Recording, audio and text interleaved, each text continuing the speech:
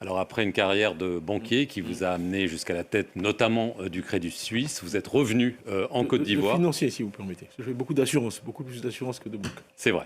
Vous êtes revenu au pays, vous avez été élu à la tête du Parti démocratique de Côte d'Ivoire, le PDCI, et votre objectif est de devenir président de la Côte d'Ivoire d'ici quelques mois. Alors le 17 mars, la Commission électorale indépendante a publié la liste électorale provisoire pour l'élection. Laurent Gbagbo n'y est pas, Charles Blé Goudé non plus, Guillaume Soro non plus, mais vous, Tidjane Thiam, y êtes. Est-ce que ça veut dire que vous serez sur la ligne de départ? Écoutez, je vais d'abord vous dire pourquoi je suis là, parce qu'on parle de cette interview depuis longtemps, vous et moi. Je suis là parce que je suis inquiet. Après les crises que la Côte d'Ivoire a connues en 99, en 2010, en 2020, je suis inquiet quand je vois qu'on va vers une élection qui risque de ne pas être inclusive. Moi, je suis un démocrate, je crois que c'est très important que tous les candidats qui représentent une part significative de l'élection ivoirienne puissent être candidats.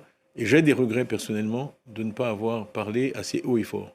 En 99, j'étais très inquiet. J'ai fait note après note au président Bédier, prévoyant un coup d'État et des troubles. J'ai fait partir ma famille en juin 99. Et donc, le coup d'État est arrivé.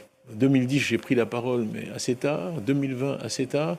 Donc, j'ai décidé maintenant de me mettre en position de parler avec autorité, de devenir président d'un parti politique et d'être un acteur pour éviter que mon pays n'aille à une catastrophe. Alors, vous dites que vous êtes inquiet parce que c'est une liste provisoire et que vous pensez que peut-être vous ne serez pas sur la ligne de départ quand la liste définitive Non, sera... mon inquiétude n'est pas par rapport à moi, elle est par rapport au pays. Par rapport au pays. Je dis une élection où des candidats qui représentent des millions d'Ivoiriens ne sont pas représentés, Ce n'est pas une vraie élection. c'est un problème. Voilà. Donc mon cas personnel, oui, je suis sur la liste, je suis ivoirien, je satisfais à toutes les conditions et je suis sur la liste. Alors attendez, parce qu'il y a depuis des semaines quand même une controverse, notamment déjà sur les origines sénégalaises de votre père, mais notamment sur votre double nationalité française. Alors je cite l'article 55 de la Constitution, il stipule qu'il faut être exclusivement ivoirien pour être candidat. Vous avez demandé à être déchu de votre nationalité française. Est-ce que c'est le cas? Est-ce que ce sera le cas pour l'élection? Tout à fait. La formule, c'est en fait libération de son allégeance. Donc j'ai demandé d'être libéré de mon allégeance à la France française. Et le processus est en cours, on a fourni tous les papiers. Et je pense qu'une décision sera publiée incessamment. Donc vous n'avez pas d'inquiétude de ce point de vue? Pas d'inquiétude de ce point de vue. Mais je voudrais aussi qu'on parle de la Côte d'Ivoire.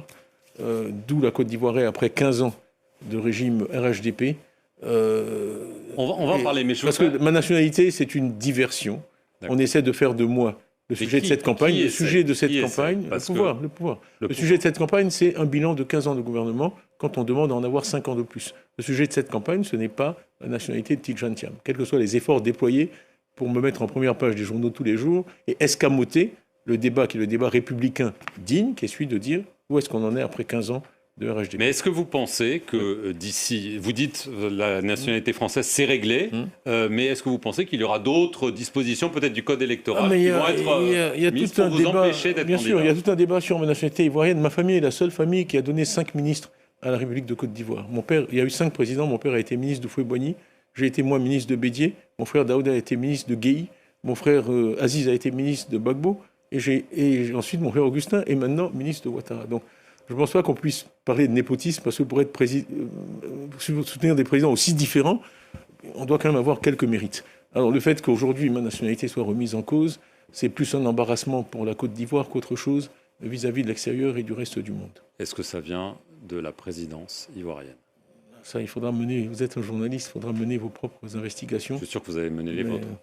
Mais je garderai mes conclusions pour moi si vous me le permettez. En tout cas, c'est un débat déplaisant qui ne grandit pas la Côte d'Ivoire. Est-ce que vous en avez parlé au président Ouattara? Je veux revenir encore une fois, désolé, mais au bilan de 15 ans, parce que derrière ça, il y a des choses graves. La Côte d'Ivoire, en mathématiques, est 13e sur 14 pays africains qui sont classés. Au PASSEC, les étudiants de terminale de Côte d'Ivoire testent au niveau 3e. On a des milliers d'enseignants, de déficit d'enseignants. On a des statistiques de santé dans bien des domaines inférieurs à celles du Burkina Faso ou du Sénégal. On a des coupures d'électricité aujourd'hui à Abidjan. Voilà les problèmes. Pour moi, le pouvoir affirme que la croissance est là depuis des années, qu'il a remis le pays sur pied. Absolument. Taux de pauvreté. Abidjan, 22%. Taux de pauvreté en dehors d'Abidjan, 51%. 51%, c'est une moyenne. Ce qui veut dire que dans les zones les plus pauvres, on monte à 60-70% de taux de pauvreté. Après 15 ans de gouvernement. Donc c'est cela que vous avez dû voir quand même dans le pays l'engouement qu'il y a aujourd'hui autour du PDCI ou même de ma modeste personne et les meetings qu'on fait, c'est parce que les Ivoiriens sont mécontents. Ils sont mécontents, ils sont insatisfaits. Et on part, ça c'est un des ingrédients de l'inquiétude, on part vers une élection difficile. Donc, une élection à laquelle va participer, selon vous, Alassane Ouattara. Il a dit qu'il était prêt à continuer à servir, mais il n'a pas dit plus. Je n'oserais pas répondre à cette question à sa place. Il faudra attendre sa réponse. Mais votre sentiment, c'est qu'il va y aller. Ce qu'on voit, c'est que le RHDP souhaite rester au pouvoir. C'est pour ça que je parle de 5 ans de plus. Ça fait 15 ans, je parle de 5 ans de plus. Mais il y a des problèmes. J'ai entendu un membre du gouvernement récemment qui a réussi l'exploit, dans la même phrase, d'insulter la mémoire du président Houphouët-Boigny et sa famille. Puisqu'il parle de moi en disant le prétendu parent de Houphouët-Boigny. Je crois qu'il y a beaucoup de choses qui sont contestées, même parenté avec lui est incontestable. Et ensuite, il refuse un dialogue politique. Le premier élément de la philosophie houphouëtiste, c'est le dialogue. Donc moi, ce pourquoi je me bats aujourd'hui, c'est pour qu'en Côte d'Ivoire, il y ait un dialogue. Mais le pouvoir a dit... Il vaut mieux prévenir que guérir. Ayons un dialogue, mettons tout le monde dans ce dialogue et on verra. Mais le gouvernement dit c'est trop tard pour le dialogue, c'est trop tard même pour la révision de la liste électorale, une demande de l'opposition. La liste électorale, vous savez très bien qu'en 2020, la révision a eu lieu en juin-juillet pour une élection en octobre. En 2015 également, la révision a eu lieu en juin-juillet. Les éléments pratiques qui sont évoqués ne tiennent pas la route. Moi, j'ai de bons contacts à la CEI qui m'ont garanti que l'opération était totalement faisable. Alors pourquoi on ne le fait pas ? C'est une question à poser aux autorités. Non mais vous, si on ne révise pas la liste électorale alors qu'on a le temps de le faire, les capacités de le faire, ça veut dire que vous pensez que l'élection ne sera pas juste. Et le budget, parce que c'est inscrit au budget de l'Assemblée nationale. Donc l'élection ne sera pas juste. Ce sont les craintes, c'est ce qui alimente mes craintes. Crainte, c'est quoi ? La guerre civile ? Ce sont des mots... Moi, je préfère vraiment ne pas envisager ce genre d'hypothèse. Nous sommes là, en tant que leaders politiques, pour être responsables et éviter aux Ivoiriens les peines et les horreurs qu'on a connues dans le passé. J'étais à Duékoué il n'y a pas très longtemps, j'ai rencontré le collectif des victimes, je vais partout en Côte d'Ivoire, personne n'a envie de revivre ça.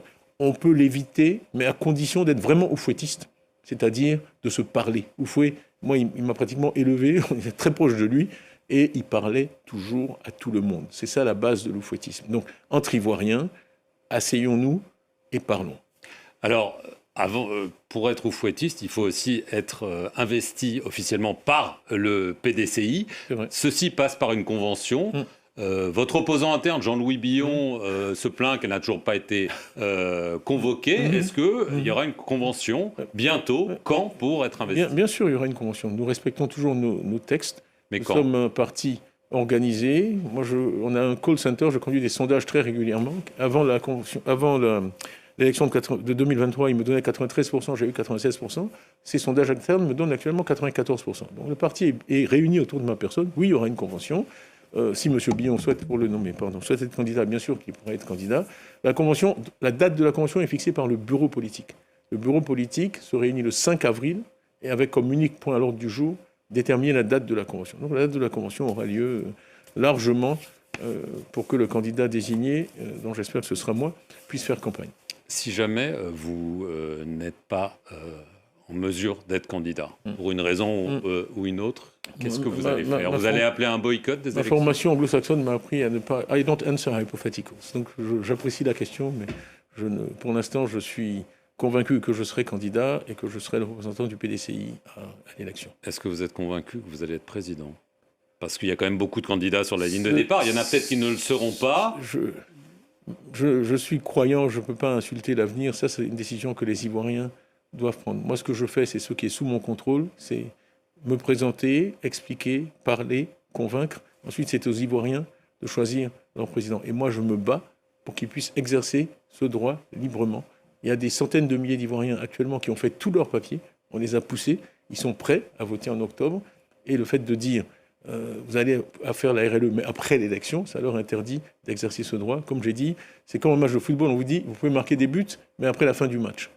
Donc le bon sens montre que ce n'est pas une bonne approche. À travers cette polémique sur votre double nationalité, il y a aussi ces accusations en filigrane que vous êtes le candidat de la France, que vous êtes près d'Emmanuel Macron. Il y a des enregistrements qui sont ressortis. Oui. Voilà. Est-ce que vous êtes le candidat de la France, Moi, Tidjane Thiam ? Je vais vous dire, à l'époque, j'ai enlevé à la France le plus gros contrat qui avait jamais été attribué en Côte d'Ivoire, qui était la centrale d'Azito.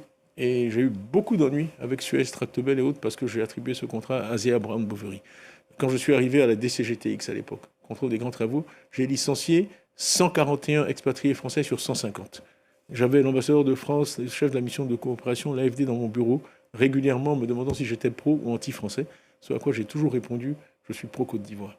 Donc quand on regarde mon parcours et quand on regarde ce que j'ai fait, essayer d'y trouver les traces d'une proclivité pro-française est un exercice vain et qui est voué à l'échec.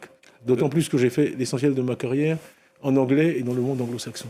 Donc je ne suis pas sûr d'où vient cette accusation, mais en tout cas on ne peut pas la soutenir à partir de mon parcours et de la manière dont j'ai dirigé ma vie. J'ai toujours fait passer l'intérêt de la Côte d'Ivoire avant toute autre considération. Est-ce que ça veut dire que le franc CFA, si vous êtes élu, devra être abandonné? Je crois que la monnaie est un attribut essentiel de la souveraineté. Et je pense qu'une nation qui n'a pas le contrôle de sa monnaie